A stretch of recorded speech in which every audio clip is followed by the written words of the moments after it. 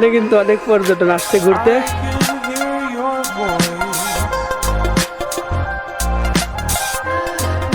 পাহাড়ের উপরে এই চা বাগান, কিন্তু সবাই ওদের মতো ছবি তুলতেছে আর আমি ভিডিও নিয়ে ব্যস্ত।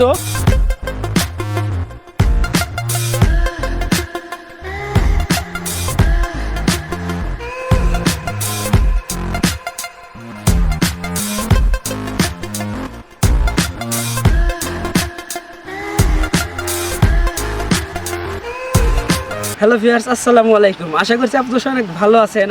অবশ্যই পুরো ভিডিওটা দেখবেন। তো আমরা সিলেট শহর থেকে হোটেল থেকে বের হয়ে আসলে বাংলাদেশ যে এতটা সুন্দর আপনারা যদি না দেখেন তাহলে বুঝবেন না। আর সবুজ, আসলে যেদিকেই তাকাচ্ছি শুধু সবুজ, মানে অনেক উঁচু পাহাড়ের উপরে এই চা বাগান। আচ্ছা মামা, এটা কি চা বাগানের নামটা কি? মালিনী চড়া। এই মুহূর্তে যে চা বাগান দেখে আসছি আমরা, এই চা বাগানের সিলেটের মালিনী চড়া। এটা 1854 সালের মালিনী চড়া। এটা দেখতে অনেক সুন্দর। এটাতে ইত্যাদির সিনারি। আমরা সিলেটের বেশ কিছু পর্ব আপনাদের সাথে শেয়ার করেছি, যে ভিডিওগুলো আমার চ্যানেলে আছে, চাইলে দেখে নিতে পারেন। তো আজকে দেখাবো সিলেটের সবচেয়ে বড় এবং কি সর্বপ্রথম 1854 সালে প্রতিষ্ঠিত মালিনী চড়া চা বাগান। এটা হচ্ছে সিলেট শহরের খুবই কাছে এবং কি এর পাশেই কিন্তু আরেকটা চা বাগান, সেটা হচ্ছে লাক্কাতুরার পাশেই রয়েছে সিলেট আন্তর্জাতিক ক্রিকেট স্টেডিয়াম। তো আমরা আজকে মালিনী চড়া চা বাগানটা ঘুরবো, দেখবো এবং কি আপনাদের সাথে ভিডিও শেয়ার করব। অবশ্যই পুরো ভিডিওটি দেখার চেষ্টা করবেন, আর বাকি ভিডিওগুলো আমাদের চ্যানেলে আছে, চাইলে দেখে নিতে পারেন।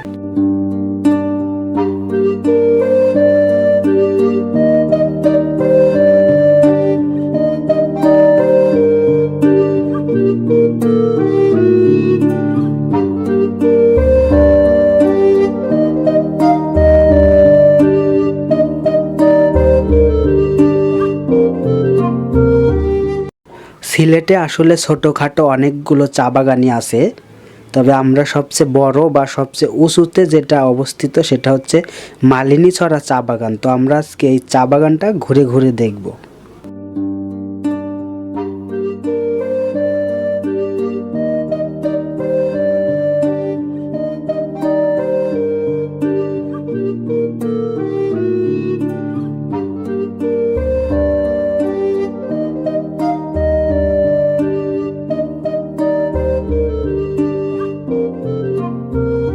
ভিউয়ার্স, এই দেখুন আমরা কিন্তু একদম নিচ থেকে উপরে উঠতেছি।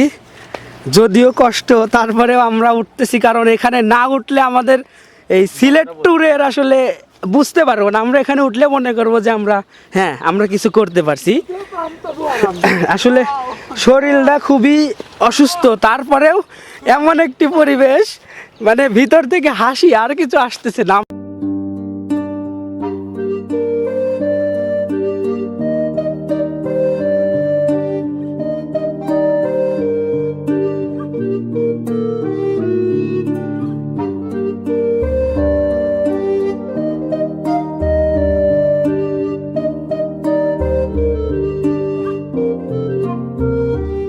বিশ্বাস করেন, আমি আসলে বলে বোঝাতে পারবো না আমার এখানে আসার পরে কতটা ভালো লাগছে।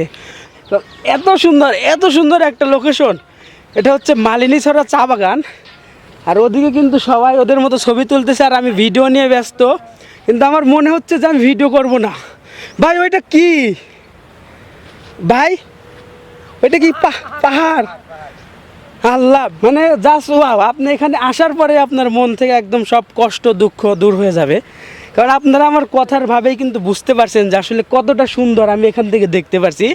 জানি ক্যামেরার চোখে অতটা ভালো দেখা যাচ্ছে না, এখন আমি একটু আসলে দেখবো নিজ চোখে। আর সবাই ছবি টবি তুলতেছে, আমিও কিছু ছবি তুলবো, সাথে থাকি। আসলে বিশ্বাস করেন, মানে আমি পুরো এক্সাইটেড। এমন একটা পরিবেশ, আমি দূরে দেখতে পাচ্ছি পাহাড় এবং এর উপরে মনে হচ্ছে যে ছোট ছোট বাড়ি ঘর আছে। আমি জানি না ক্যামেরায় কতটুকু দেখা যাচ্ছে। আমি পুরাপুরি অসুস্থ, তারপরেও এখানে আসার পরে আমি পুরা একদম খুবই সুস্থ, একদম সুস্থ। তো কি বলবো, মনে হচ্ছে যে আপনাদের সাথে শুধু কথা বলি, এমন আল্লাহ, এত সুন্দর, এত সুন্দর। ও মাই, আমার মুখের ভাষা।